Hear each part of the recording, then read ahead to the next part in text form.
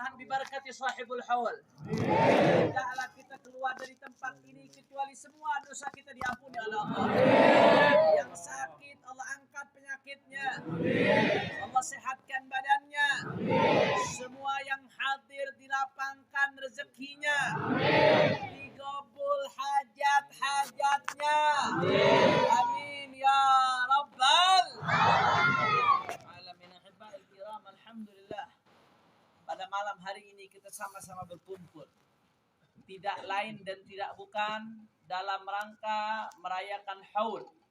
Zikrul haul al-thani min wafat Syekh Al-Alim Kiai Al-Haj Muayyad. Kita bacakan Fatihah. Nas'alullah subhanahu wa ta'ala an yaghfir lahu wa yarhamhu wa yu'li darajatihi fil jannah. Amin. Wa yataghashahu bir rahmah wal maghfirah. Amin. Yudkhilhu al jannata bi rahmatih. Wa yu'id alayna min barakatihi wa asrarihi wa anwarihi wa ulumihi wa nafahatih. Fid din wad dunya wal akhirah bi sirril Fatihah.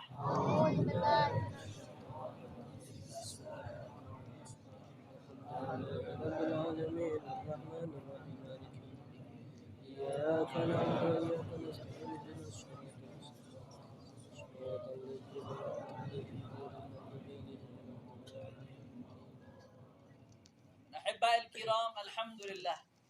Pada malam hari ini kita sama-sama berkumpul untuk merayakan haul beliau yang kedua. Ulama mengatakan fafil jahli qabla al-mauti mautun li ahlih fa ajsaduhum qabla al-quburi quburu.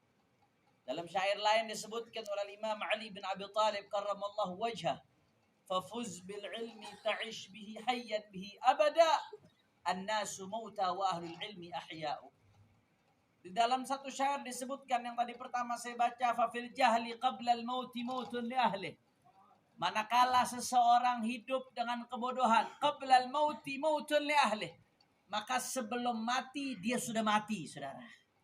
Sebelum dia mati, pada hakikatnya dia sudah mati. Orang yang hidup dengan kebodohan, dengan gelapnya kebodohan, tanpa cahaya ilmu, maka sebelum mati dia sudah mati. Fa'ajsaduhum qabla al-quburi quburu. Jasad yang mereka hias, jasad yang dipakaikan pakaian, jasad yang diobati sedemikian rupa, diberikan vitamin, diberikan makanan supaya sehat, pada hakikatnya qablal kuburi kuburu adalah kuburan untuk ruhnya sebelum dia dikubur di tanah, saudara. Itulah orang yang tidak mengenal ilmu. Tapi beda dengan orang yang Allah anugerahkan ilmu. Kata Imam Ali bin Abi Thalib, fafuz bil ilmi ta'ish hayyan bihi abada, an-nasu mauta wa ahlul ilmi ahya'u. Fafuz bil ilmi, beruntunglah kamu dengan ilmu. Ta'ish hayyan bihi abada, maka kau akan hidup selama-lamanya dengan ilmu. Kau akan hidup selama-lamanya. An-nasu mauta, manusia boleh mati, manusia boleh dikubur, tapi wa ahlul ilmi ahya'u, para ahli ilmi, para ulama akan hidup, saudara. Jasadnya sudah mati, tapi namanya tetap hidup. Jasadnya tetap sudah dikubur, tapi namanya tetap dikenang. Ilmunya tetap bermanfaat, namanya tetap disebut, keberkahannya tetap dicari. Kenapa? Karena mereka diberikan kehidupan oleh Allah Subhanahu. Makanya alhamdulillah, mereka para ulama-ulama tidaklah mereka berkiprah, tidaklah mereka mengajar, tidaklah mereka bikin pesantren, tidaklah mereka bikin majelis ta'lim, kecuali untuk apa, saudara?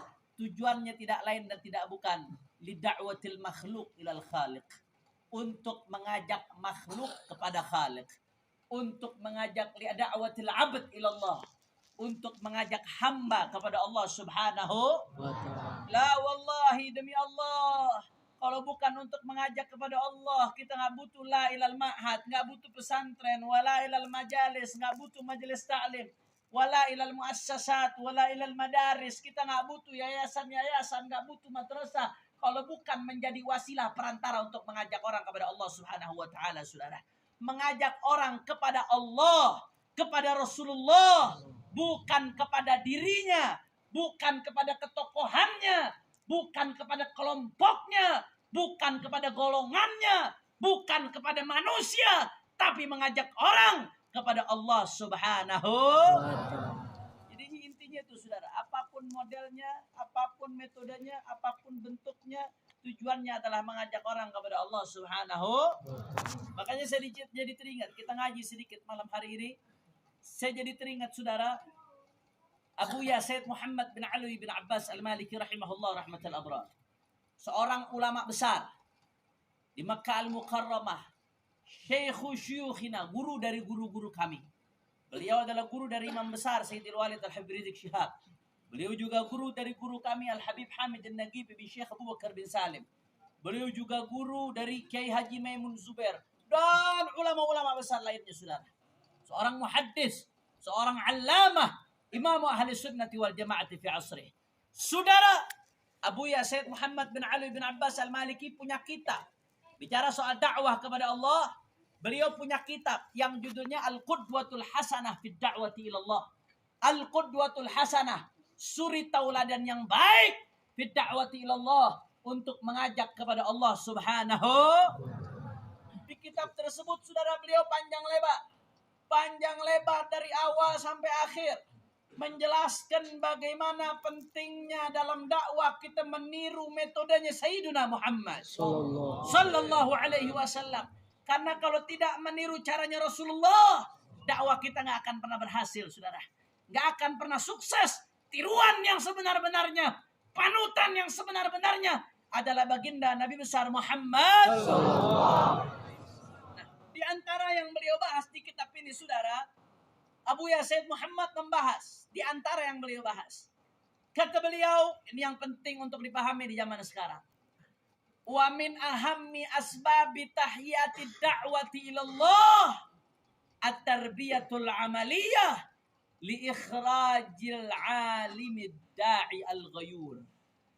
Lianna al-ilma bila ghairah jamidun la syu'ura fihi wa la ihsas. Kama anna al-ghairata wahdaha la tasluhu lil qiyadati wal riyadati la irsyad. Fala yanbaghi an naqa' baina dhalik fanadhi' baina 'alimin bila ghairatin wala ihtimamin li hurumatillah aw ghayurin jahilin la ilma indahu yudhillul muslimin aw kama qala. Kata Abuya Sayyid Muhammad bin Ali Al-Maliki, saudara, min ahammi asbabi tahyati da'wati ilallah, termasuk yang paling penting sebab yang harus dipersiapkan di dalam mempersiapkan dakwah kepada Allah Subhanahu wa ta'ala. Apa yang paling penting, saudara? At-tarbiyatul amaliyatu, pendidikan secara praktek, li ikhraj, untuk mencetak. Bagaimana yang harus dicetak oleh pesantren, oleh majelis, oleh kobong-kobong, oleh kiai-kiai? Bagaimana yang harus dicetak, saudara? Al-alimid da'i al-ghayur. Yang ideal yang harus dicetak kriterianya, yang pertama harus alim. Yang pertama harus apa? Alim. Ngerti ilmu. Betul-betul dia belajar ilmu. Mulai dari fikihnya, ilmu alatnya, nahwu sharafnya, akidahnya, hadisnya, tafsirnya. Alim harus mengerti. Kenapa? Karena bagaimana dia mau mengajak orang ke jalan Allah kalau dia sendiri tidak mengetahui bagaimana jalannya Allah Subhanahu. Nanti akan kita jelaskan, saudara, kenapa harus alim panjang lebar. Tapi saya mau tanya, kira-kira sampai sini jelas atau tidak? Jelas. Jadi syarat yang pertama yang harus dicetak untuk mempersiapkan kader-kader dakwah di jalan Allah, yang pertama harus apa? Alim. Kurang kompak. Yang pertama harus apa? Alim. Yang kedua, syarat yang kedua harus da'i. Bukan hanya alim, tapi da'i. Apa artinya da'i? Mengajak. Artinya mengajak maksudnya apa? Ilmunya nggak dipakai buat sendiri. Bukan hanya alim buat dirinya sendiri, tapi ilmunya dipakai buat mengajak orang ke jalan Allah. Ilmunya bermanfaat buat di sekitarnya. Dengan ngajar, dengan buka pesantren, dengan ceramah di mimbar-mimbar, dengan menjawab permasalahan umat, dengan berbagai macam cara. Dia gunakan ilmunya buat mengajak orang ke jalan Allah Subhanahu. Karena mohon maaf Pak, Bu, mohon maaf kalau ada orang hanya berilmu saja, akan tetapi dia nggak dipakai ilmunya buat ngajak ke jalan Allah. Apa kata Nabi SAW? Man su'ila an ilmin. Siapa orang yang ditanya tentang ilmu, fakatamahu, kemudian dia sembunyikan ilmunya. Ditanya tentang ilmu, nggak harus orang datang bawa pertanyaan untuk dijawab. Nggak, saudara. Ketika terjadi di masyarakat sebuah kejadian, masyarakat mencari jawaban, solusi atas kejadian tersebut dalam pandangan syariat. Kemudian ada orang yang tahu, berarti lisanul hal. Keadaan masyarakat menanya kepada dia jawaban agama terhadap masalah tersebut, saudara. Kalau dia tahu, wajib dia untuk menjelaskan, wajib dia untuk menyampaikan. Tidak boleh dia bungkam, saudara. Maka siapa yang ditanya tentang ilmu, kemudian dia bungkam, fakatamahu, apa kata Nabi? Uljima yaumal qiyamah bil jami minan nar, dicambuk di hari neraka, di hari kiamat dengan cambukan dari api neraka. Na'udzubillah min. Kira-kira sampai sini jelas atau tidak? Jelas. Makanya syarat yang kedua harus dah. Yaqin. Tadi syarat yang pertama apa? Alim. Syarat yang kedua apa? Yaqin. Kemudian syarat yang ketiga, yang gak kalah pentingnya, ghoyur.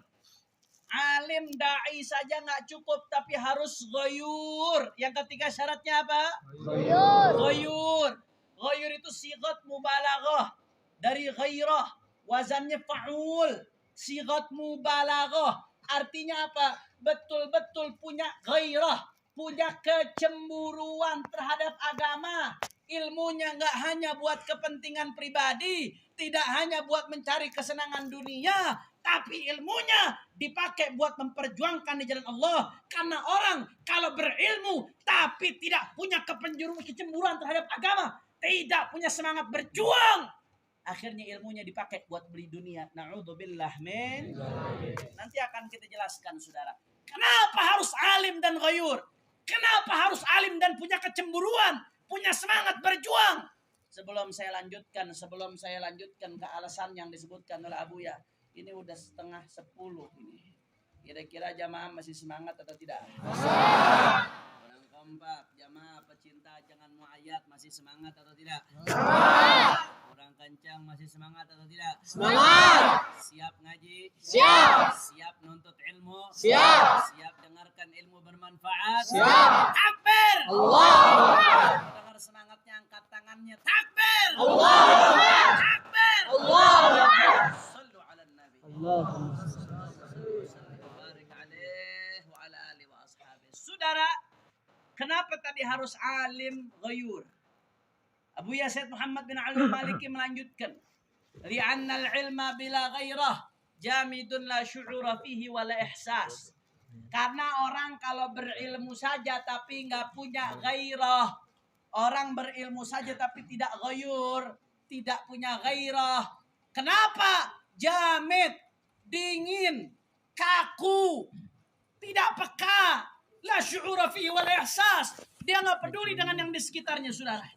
Yang penting saya senang. Kalau orang alim nih tapi nggak punya ghayyur. Alim, ahli kitab, tapi nggak punya ghairah, nggak punya kecemburuan terhadap agama. Akhirnya bagaimana? Nggak ada kepekaan, saudara. Yang penting saya senang. Yang penting aing banyak duit. Nggak peduli agama dihina, sabodo teing. Agama diinjak-injak, sabodo teing. Yang penting murid aing banyak. Agama diinjak-injak, syariat diserang, sabodo teing. Yang penting mobil lain bagus. Mau habaib ulama lain ditolimi, sabodo teing. Saya mau tanya, yang model kayak gini ayah atau loba? Loba. Orang kompak ayah atau loba? Loba. Kenapa bisa seperti itu, saudara? Ini akibat punya ilmu tapi nggak punya ghairah. Punya ilmu tapi nggak punya ghairah. Ilmunya punya, ngajinya pinter, alfiahnya depan ke belakang, belakang ke depan, atas bawah, bawah atas, bisa dibulak-balik, saudara.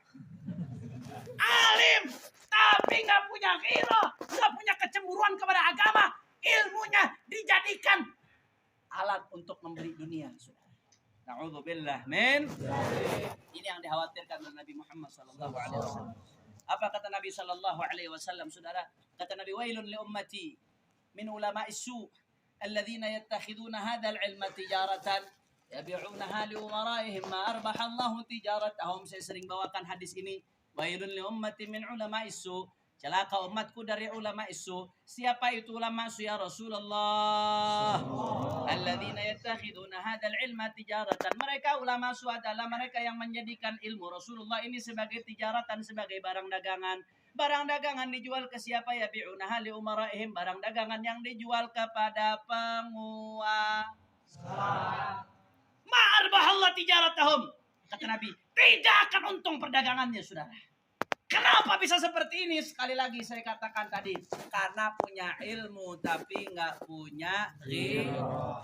Kira-kira sampai sini jelas atau tidak? Jelas. Kalau begitu punya ilmu tapi nggak punya ghirah, bahaya atau tidak? Bahaya. Punya ilmu tapi nggak punya semangat berjuang, bahaya atau tidak? Bahaya. Punya ilmu tapi nggak punya kepedulian terhadap agama, bahaya atau tidak? Bahaya. Punya ilmu tapi nggak punya kepedulian terhadap umat, bahaya atau tidak? Bahaya. Akbar. Allah. Masya Allah. Saya mau kasih satu cerita, Pak Bu.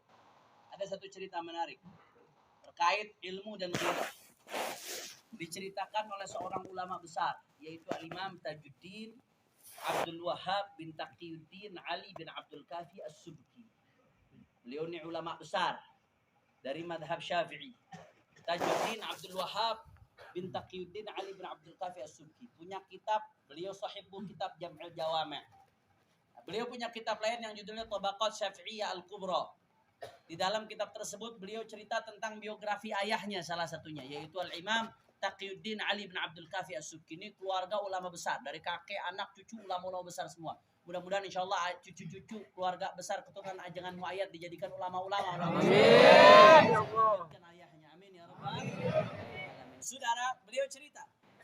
Apa yang beliau ceritakan di situ, saudara? Beliau cerita bahwasanya ayahnya Taqiyuddin Ali bin Abdul Kafi As-Subki itu seorang yang tegas dalam amar ma'ruf nahi munkar. Enggak pandang bulu, siapapun yang melakukan kemunkaran, beliau nahi munkar. Tentunya dengan cara-caranya, tingkatannya dengan hikmah-hikmahnya, sudah. Akhirnya Taqiyuddin As-Subki pada suatu saat datang ke rumah seorang sultan. Sultan ini kalau sekarang amir, sultan. Begitu beliau masuk Taqiyuddin As-Subki, beliau lihat sultan memakai jubah dari harir, dari sutra, bitirazin min dhahab, dengan bordiran dari emas. Saya mau tanya, laki-laki pakai pakaian sutra murni haram atau tidak? Haram. Kemudian pakai bordiran dari emas, haram atau tidak? Haram. Ini haram bin haram, saudara. Haram kuadrat. Haram bin haram. Double haramnya. Udah pakai sutra, pakai bordiran dari emas. Haram bin haram. Haram jadah itu. Haram bin haram.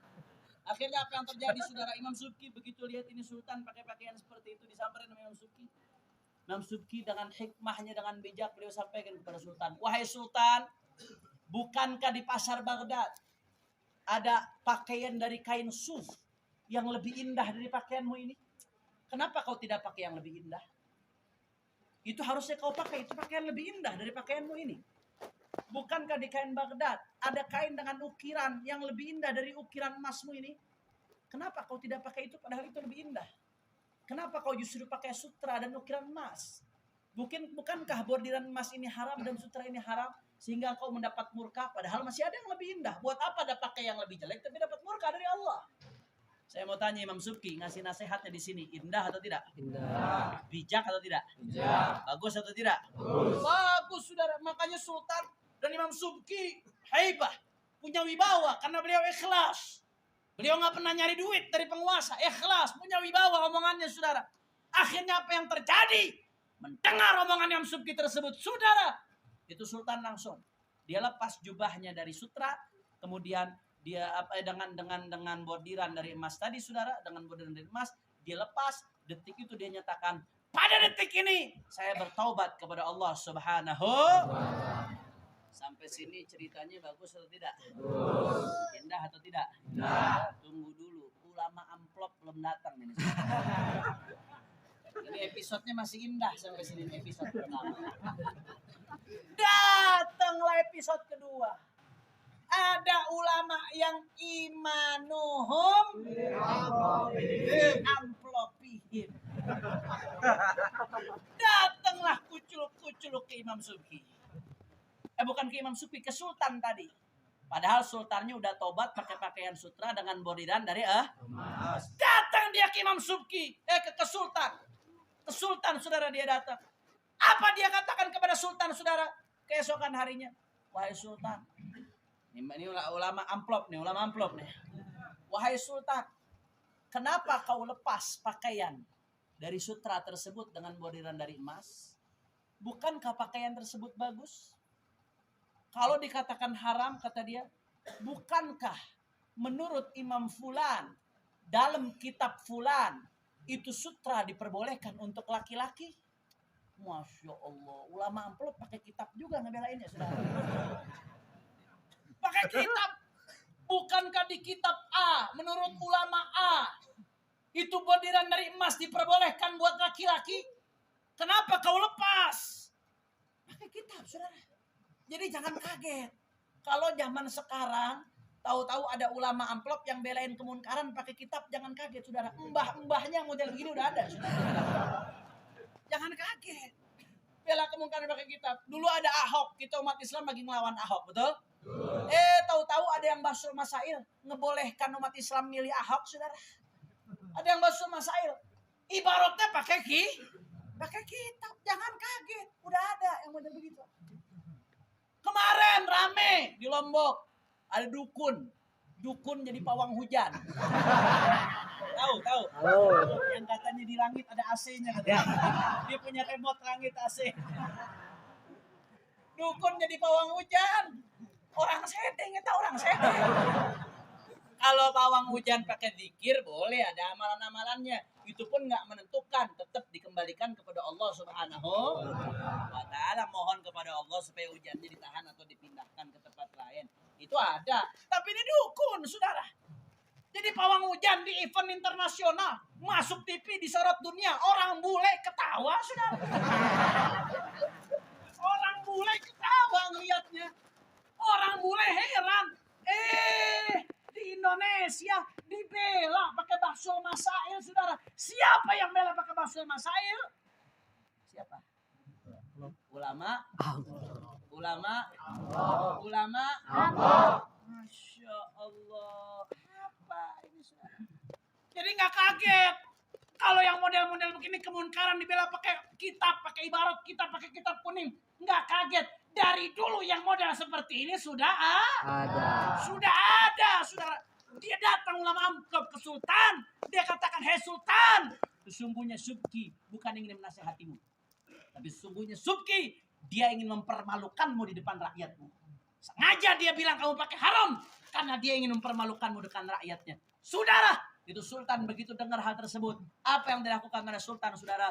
Dia ambil lagi pakaian sutra yang sudah dia lepas. Dia pakai pakaian sutra tersebut. Mulai detik itu, dia boikot dan dimusuhi Imam Subki. Gara-gara ulama. Kacau atau tidak? Kacau Kacau atau tidak? Kacau. Makanya Imam Subki mengatakan apa, saudara? Kata Imam Subki, kata Tajuddin, putranya. Melihat kejadian ini, beliau ngomong apa? Kata beliau, innama yutlifus salatina fasakotul fuqohai. Innama yutlifus salatina. Sesungguhnya hanya saja yutlifu, yang merusak. Apa yang dirusak? Salatin, para penguasa. Siapa yang merusak? Fasakotu, orang-orang yang fasik. Al-fuqohai, dari kalangan fuqoha. Kata Al-Imam Tajuddin As-Subki, yang merusak penguasa itu adalah fuqoha fasik. Faqih. Imam Subki nggak mengatakan orang bodoh, faqih. Kitabnya hebat. Hatam dari kitab paling kecil. Mulai Safinatus Shalah, lanjut Safinatun Najah, lanjut Takribnya, lanjut Fathul Qoribnya, lanjut Fathul Mu'innya, lanjut Minhajut Talibinnya, lanjut Fathul Wahabnya, lanjut Mahalinya, sampai Rodotul Talibin dia ngaji. Faqih, tapi fasik, bejat, saudara. Kalau sudah fasakotul fuqaha, ini yang merusak penguasa, saudara. Penguasa itu takut kalau ulama bersatu, betul? Mereka nggak akan berani melakukan kemunkaran manakala ulama bersatu. Manakala ulama kompak, nggak berani melakukan kemunkaran. Saya kasih contoh di Pamekasan, Madura, saudara. Begitu ada kemunkaran, rame-rame ulamanya protes, langsung pemerintahnya minta maaf, saudara. Belum lama ada yang melakukan kemunkaran, rame-rame ulamanya protes, langsung pemerintahnya minta maaf. Kenapa? Karena ulamanya kompak. Tapi kenapa kok banyak di Indonesia ini, di berbagai wilayah, dari pusat sampai daerah, kok terang-terangan berani melakukan kemunkaran, bahkan nggak minta maaf, saudara. Bahkan apa yang terjadi? Ulamanya dizalimi. Kenapa? Karena mendapat restu dari orang juga yang namanya ulama, saudara. Dia merasa kuat. Begitu dapat restu dari sesama ulama, akhirnya merasa kuat. merasa pede, merasa semena-mena, tidak takut kepada umat saudara, betul? Betul. Kira-kira sampai sini jelas atau tidak? Jelas. Makanya kata Imam Suki, la faqihun talih asyaddu 'alan nasi min alfi syaitan. Satu orang faqih yang fasik, yang bejat, yang talih itu lebih bahaya buat umat daripada 1000 setan, saudara. 1000 bebegik. 1000 bebegik. Itu nggak kalah bahaya daripada satu fakih yang fasik. Kira-kira jelas atau tidak?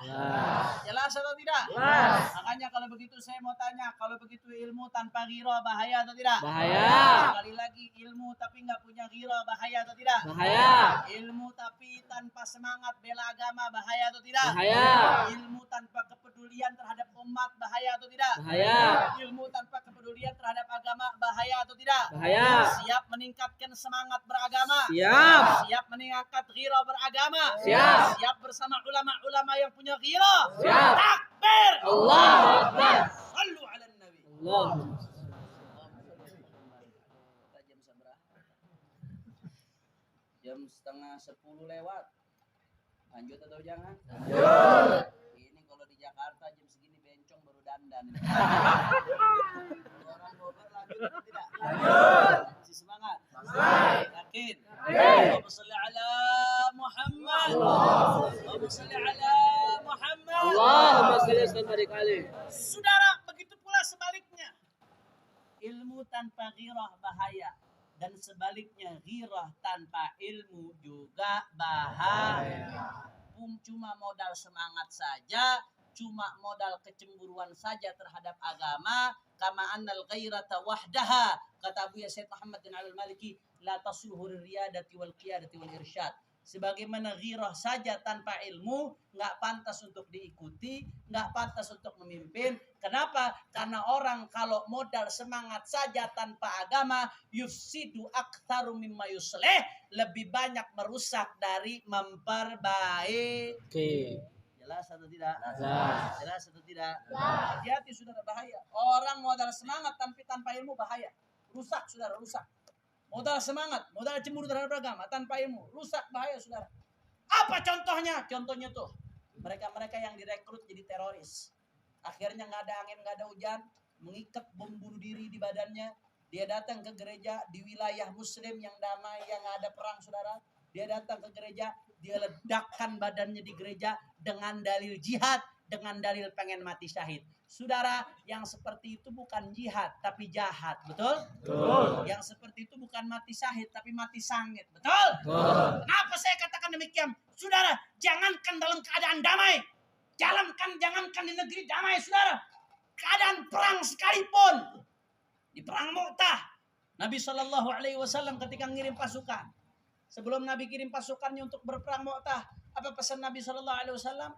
Nanti kalian ketika sampai ke tempat mereka orang-orang kafir, kata Nabi, anak kecilnya jangan diganggu, perempuan-perempuannya jangan diganggu, kata Rasulullah. Rumah ibadah mereka jangan diganggu, pohon-pohonnya jangan diganggu, orang-orang tuanya jangan diganggu. Itu dalam keadaan dalam keadaan perang saja tidak boleh diganggu, apalagi dalam keadaan damai beleguk siap. Betul. Kenapa bisa terjadi seperti itu? Direkrut jadi teroris, jadi takfiri yang gampang-gampang mengkafirkan sama muslim, gampang-gampang menghalalkan darah sama muslim. Kenapa seperti itu? Saudara, bibit-bibitnya karena punya semangat tapi tak punya ilmu. Jelas atau tidak? Jelas. Saya kasih contoh lagi, bahayanya semangat tanpa ilmu. Amar ma'ruf nahi munkar. Saya mau tanya, ibadah atau bukan? Ibadah. Kurang kompak. Ibadah atau bukan? Ibadah. Ibadah, saudara. Ibadah. Amar ma'ruf nahi munkar itu termasuk ibadah. Yang namanya ibadah butuh ilmu. Butuh ilmu. Salat butuh ilmu. Puasa butuh ilmu. Haji butuh ilmu. Orang kalau sholat tak tahu ilmu sholat, sah atau tidak sholatnya? Tidak. Sholat tapi syaratnya nggak terpenuhi, sah atau tidak? Tidak. Sholat tapi rukunnya nggak sempurna, sah atau tidak? Tidak. Sholatnya tanpa Ilmu. bukannya dapat pahala tapi dapat Dosa. dosa, saudara. Betul betul. Betul. Begitu pula amar ma'ruf nahi munkar, ibadah butuh ilmu. Imam Ghazali dalam Ihya Ulumuddin panjang lebar bahas bagaimana syaratnya, adabnya, akhlaknya, marotibnya, fase-fase tingkatan amar ma'ruf nahi munkar. Manakala dilakukan tanpa ilmu, yufsid aktsar mimma yuslih, lebih banyak merusak daripada memperbaiki, saudara. Masya Allah. Kira-kira jelas atau tidak? Jelas. Makanya kenapa Imam besar kita Habib Rizik Syihab mudah-mudahan segera dibebaskan oleh Allah. Amin. Kenapa beliau selalu mengatakan ikut komando ulama, ikut komando ulama, ikut komando ulama. Maksudnya bukan ulama gila pengikut, bukan. Bukan ulama gila dihormati, bukan. Bukan ulama gila diikuti, bukan. Tapi tujuannya supaya umat berjuang tidak sendiri-sendiri. Perjuangan itu butuh ilmu. Ikuti arahannya ulama. Ulama yang tahu ilmunya. Kapan mesti maju, kapan mesti mundur. Kapan mesti keras, kapan mesti lembut. Kapan mesti tegas, kapan mesti berkompromi. Itu ilmunya ada pada ulama. Makanya kita disuruh ikut komando ulama. Kira-kira jelas atau tidak? Jelas. Tidak ikut komando ulama dan tidak ngaji, tidak tahu ilmunya, maka itu bahaya. Punya semangat tapi nggak punya ilmu akan lebih banyak merusak daripada memperbaiki. Na'udzubillah min dalik. Oleh karena itu, saudara, sekali lagi saya mau tanya, jawab yang kompak. Kalau begitu orang punya semangat tanpa ilmu, bahaya atau tidak? Bahaya atau tidak? Orang cuma modal kecemburuan terhadap agama tapi nggak ngaji, nggak ngikut ulama, bahaya atau tidak? Orang cuma punya modal semangat berjuang tapi nggak ikut daripada ilmunya ulama, bahaya atau tidak? Akbar! Allahu Akbar. Karenanya ibadallah, dari sini saya mau ambil kesimpulan, saudara. Di akhir ceramah ini saya ingatkan bahwasanya kalau kita mencetak dai, cetaklah dai yang alim dan punya kecemburuan terhadap agama. Alim saja tanpa kecemburuan terhadap agama akan jadi perampok-perampok yang memperjualbelikan agamanya untuk dunia, saudara. Sebaliknya, kalau punya semangat saja tanpa kecemburuan, tanpa ilmu, maka akan banyak merusak daripada memperbaiki. Oleh karena itu kita ingatkan pesantren-pesantren, kita ingatkan daripada majelis-majelis, madrasah-madrasah, kalau Anda nyetak santri, jangan hanya nyetak keilmuannya, tapi tanamkan juga semangatnya untuk berjuang dalam bela agama, saudara. Semangatnya untuk peduli kepada nasib umat, semangatnya untuk peduli kepada nasib bangsa. Karena tanpa itu ilmunya akan kaku, tidak punya sensitivitas, saudara, hanya buat kesenangan dirinya sendiri. Dan sebaliknya, kita ingatkan kepada ormas-ormas, elemen-elemen, kepada perkumpulan-perkumpulan pemuda yang punya semangat luar biasa. Jangan hanya modal semangat, tapi ngaji juga dengan para ulama. Mari kita lihat bagaimana ulama-ulama kita dulu. Kiai Haji Hashim Asy'ari, pendiri Nahdlatul Ulama. Saudara, beliau bukan hanya alim tapi punya ghirah. Beliau bukan hanya alim tapi punya ghirah, punya kecemburuan yang luar biasa terhadap agama. Apa buktinya? Mari kita lihat kitab-kitab beliau. Beliau nulis kitab judulnya apa? At-Tanbihatul Wajibat liman yasta'al maulid bil munkarat. Peringatan-peringatan yang wajib bagi mereka yang mencampur adukan maulid dengan kemunkaran. Maulid tapi dicampur adukan dengan kemunkaran. Laki perempuan campur aduk. Maulid tapi ngundang dangdut, saudara. Maulidnya dianjurkan tapi dicampur dengan yang ibarat wudu pakai air kencing, saudara. Wudu pakai air kencing, suci atau najis? Najis. Suci atau najis? Najis. Ingin melakukan sunnah tapi melakukan haram. Itu mencampur adukan maulid dengan kemunkaran. Diperingatkan, saudara. Diingatkan oleh Kiai Hashim Asy'ari. Kenapa beliau tulis kitab itu? Saudara, karena beliau bukan hanya alim, tapi punya ghirah, punya kecemburuan terhadap agama. Nggak rela kalau maulid Nabi dicampur adukan dengan kemungkaran. Na'udzubillah min. Oh, sampai di situ mari kita lihat bagaimana Kiai Hashim Asy'ari. Bukan hanya berilmu tapi punya ghirah, saudara. Apa buktinya? Mari kita lihat. Beliau mengeluarkan resolusi jihad. Apa maksudnya resolusi jihad? Fatwa jihad. Bahwasanya yang mati di dalam mempertahankan, yang berjuang mempertahankan kemerdekaan Indonesia adalah melakukan jihad. Dan yang matinya mati syahid, saudara. Saat itu Belanda datang kembali setelah Indonesia tahun 45 memproklamirkan kemerdekaannya. Belanda datang kembali, diboncengi oleh Inggris. Saat itu Indonesia masih lemah. Angkatan bersenjatanya masih lemah. Indonesia baru merdeka, belum punya persenjataan yang kuat.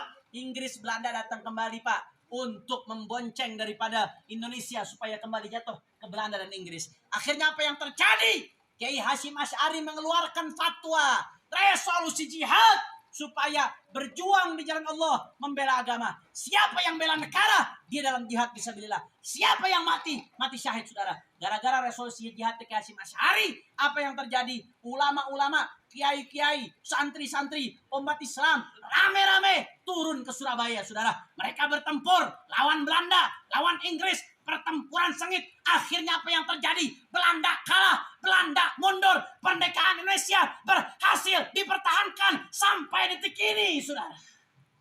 Allahu Akbar. Allahu Akbar. Saudara, fatwa tersebut nggak akan keluar hanya dari orang berilmu saja. Karena orang kalau berilmu saja tapi nggak punya kecemburuan terhadap agama, kebanyakan mikir, saudara. Betul. Wah, ini saya perlu keluarkan fatwa ini kalau kita menang. Kalau nanti Belanda yang menang, saya dibunuh pertama ini. Betul. Itu kalau cuma ngitungnya pakai ilmu. Tapi karena punya hero nggak peduli. Yang penting negara ini tidak jatuh lagi ke tangan kufar. Kemerdekaan bisa dipertahankan, nggak peduli walaupun nyawa jadi taruhannya, saudara. Betul. Masya Allah. Kira-kira sampai sini jelas atau tidak? Jelas atau tidak? Makanya jangan cuma ilmu tapi juga ghiro. Jangan cuma ghiro tapi juga ilmu. Ilmu dan ghiro harus selalu berdampingan. Sebagaimana ghiro dan ilmu juga harus berdampingan. Ilmu tanpa ghiro bahaya. Ghiro tanpa ilmu juga bahaya. Kira-kira sampai sini jelas atau tidak? Jelas. Makanya kalau ikuti ulama bukan hanya yang berilmu, tapi yang juga punya ghiro, saudara. Ulama bukan hanya yang alim, tapi juga yang berjuang buat agamanya. Ulama yang bukan hanya membacakan ilmu, akan tetapi betul-betul berjuang dengan jiwanya, dengan raganya, membela agama, membela negara. Apapun yang terjadi, saudara, tidak peduli, dicaci, dimaki, dihina, dipenjara, dibunuh sekalipun, tidak akan pernah mundur sampai tetes darah penghabisan, saudara. Allahu Akbar. Allahu Akbar. Allahu Akbar. Siap ikut ulama yang punya ghirah. Siap ikut ulama yang bela agama. Siap ikut ulama yang berjuang untuk agama. Siap ikut ulama yang berjuang untuk Rasulullah. Akbar. Allahu Akbar. Sallu ala Nabi. Allahumma shalli wa sallim wa barik alaihi wa ala alihi. Terakhir sebagai penutup, saudara, insyaallah besok kita akan rame-rame turun ke Jakarta dalam rangka menunjukkan pembelaan kita terhadap Rasulullah SAW.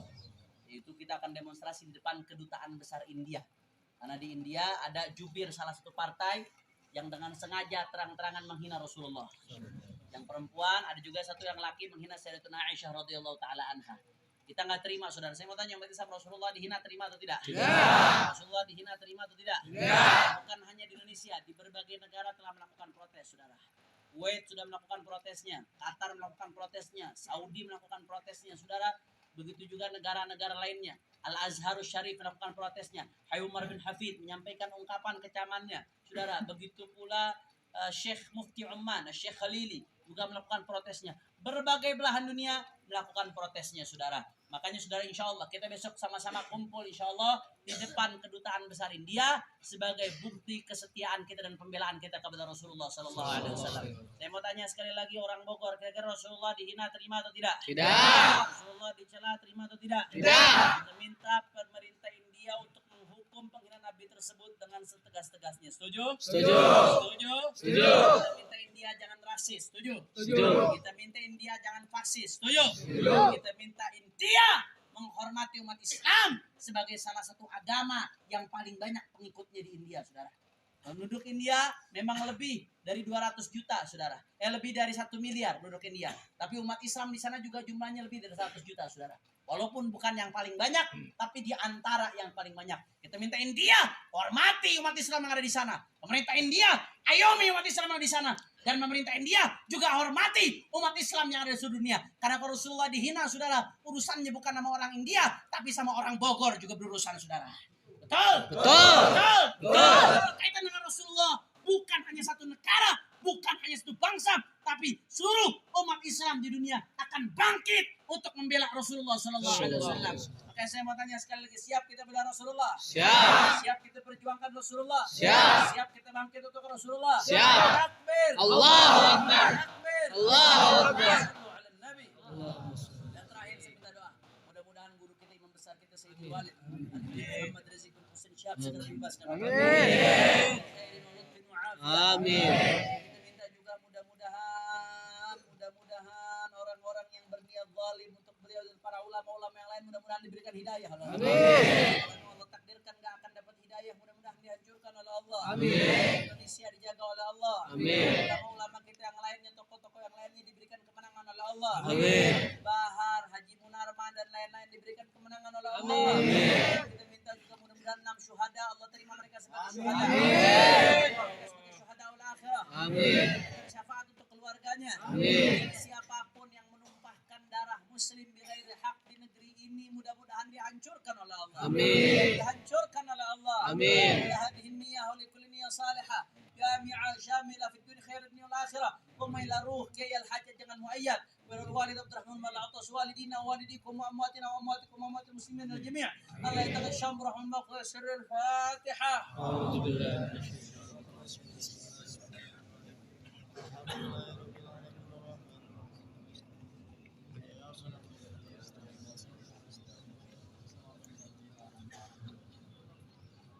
terakhir kita tutup dengan sholawat badar. Mudah-mudahan Allah kabulkan hajat-hajat kita berkat Rasulullah dan lanjutkan nanti dengan sholawat nariyah. Mudah-mudahan kita mendapatkan rahmat Allah berkat baginda Nabi Muhammad SAW. Dan saya ingatkan bagi yang turun besok, kita turun dengan tertib, dengan rapi, dengan teratur. Kita tunjukkan akhlaknya umat baginda Nabi besar Muhammad SAW. Ayo sama-sama semua kita baca sholawat badar. Salatullah salamullah ala taha rasulillah. Salatullah salamullah ala yasin habibillah. Salatullah salamullah ala taha rasulillah. Salatullah salamullah